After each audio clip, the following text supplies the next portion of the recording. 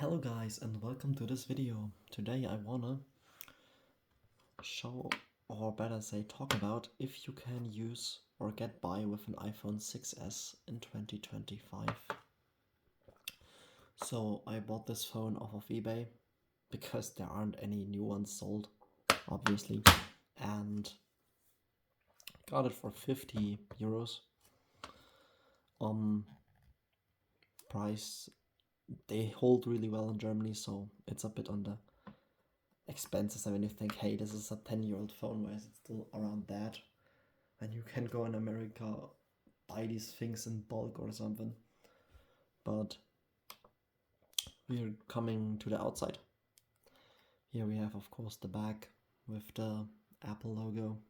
It's the silver version. Here we have a single little camera. No dual camera, no LiDAR sensors. But we have the dual tone flash and the microphone. So the dual tone flash was there back in the day. And on the side, of course, you have our SIM slot. So, and of course the mute switch. So no action button on these. But that's obvious because the action button is pretty new. And we have, of course, down there the single speaker. It didn't have any dual functionality with the earpiece being the second speaker. It only has a mono speaker. Then we have the lightning jack. No, USB-C, but even Android didn't have USB-C back in the day. It did exist, but it wasn't really used.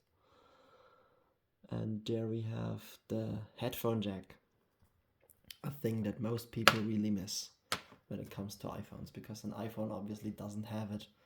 Since the direct phone that came after the iPhone 7, they dropped the headphone jack along with the physical home button.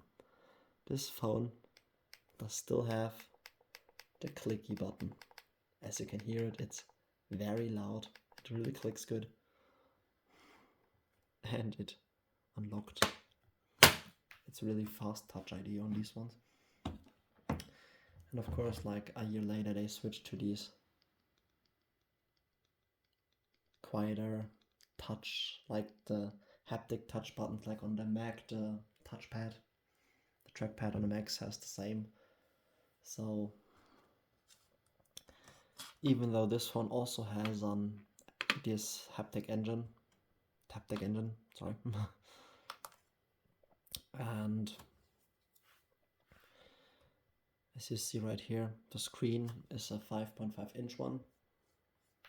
It has a full HD resolution, like most phones these days, coming back to it, because at that time, 2015, Samsung was like out there with their quad HD displays, or Sony had 4K displays on some, and now everyone is just switching back to full HD because it saves battery life, and people are like, yeah, battery is better than having a TV in your pocket, because you can watch videos in HD also and you wouldn't even tell the difference because these screens are pretty small, so you don't see it like on a big TV where there's more space that need to be filled with pixels. So yeah, the screen doesn't have any True Tone functionality or something along those. It is just a basic screen. It also doesn't support the, of course it doesn't support the promotion displays with 120 Hertz. Obviously, that tech wasn't there back in the day. So you don't miss out on that, or you do miss out on it if you really want it, but there are also people around that get headaches when they have the high refresh rate displays. So some like it, some don't like it. So of course this phone is running iOS 15, and that's the biggest drawback of these, because iOS 15 lost support. It gets security updates here and there sometimes. It isn't really monthly anymore. It isn't really quarter monthly anymore.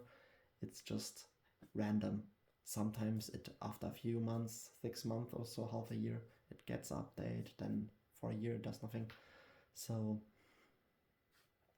I mean, it's really good that Apple still gives out updates for a 10-year-old phone, because they don't have to. After 10 years, a phone is obviously obsolete, so you don't have to force another update on it, but they still do anyways, and I think it's really cool because people still use these back in the times when iOS 15 was new. Now we're on 18, going to 26. So there's that, and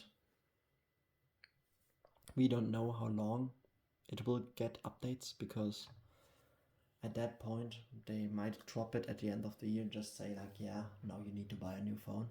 We gave you 10 years, so. And for app compatibility wise and for loading speeds, it is really well. It does really good. iOS 26, Edward, funny. As you see, basic tasks are really fast and really good. So using it as a dumb phone, you can get really your money there, because the light phones, they are really expensive. I don't know why a phone that is made to be simple and has a black and white screen needs to be really expensive. But you can also get an older phone and use that. So like I said, app perspective wise, it will get by another 1 or 2 years, because just because iOS isn't supported anymore doesn't mean the apps don't get updates or are supported. But more developers jump on the train and will leave iOS 15 behind and force you to have at least iOS 16.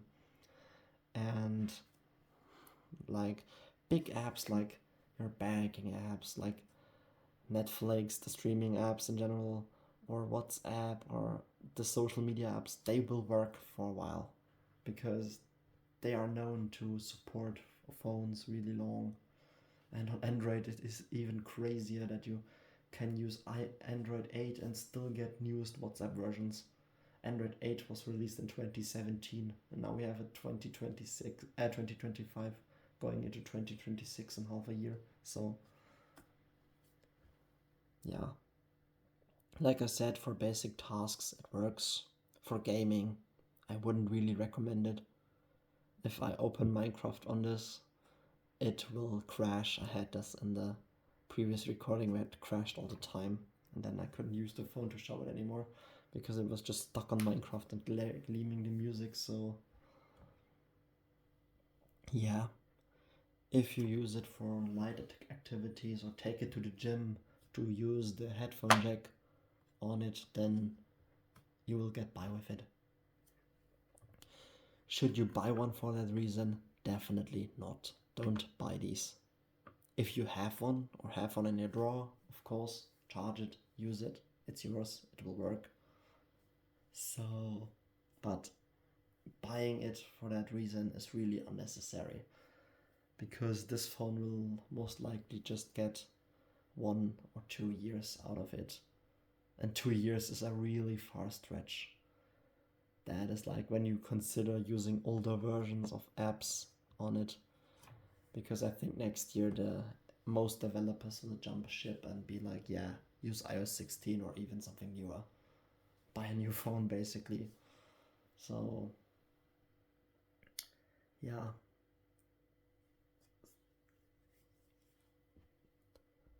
What should you get instead? Like if you say, hey, I really want that home button, I really like Touch ID, I don't wanna get some Face ID, I hate Face ID, I don't know, or something like that, then of course there are the new SEs. There are like the SE2, the SE3 that get a couple years of support left, so you could get these really cheap on eBay as well. And if you really want, say like, hey, but I wanted a 5.5 inch screen, go with one of these. But even these will have that problem coming in the next 2 years where it fully lose support, because iOS 16 isn't supported as well anymore. So it will only be a question of time until it is like the same thing with iOS 15. So basically there ends an era with these bigger phones, with the Plus phones, that will come to an end. They don't make them anymore. They only make bigger Pro iPhones, obviously. So yeah.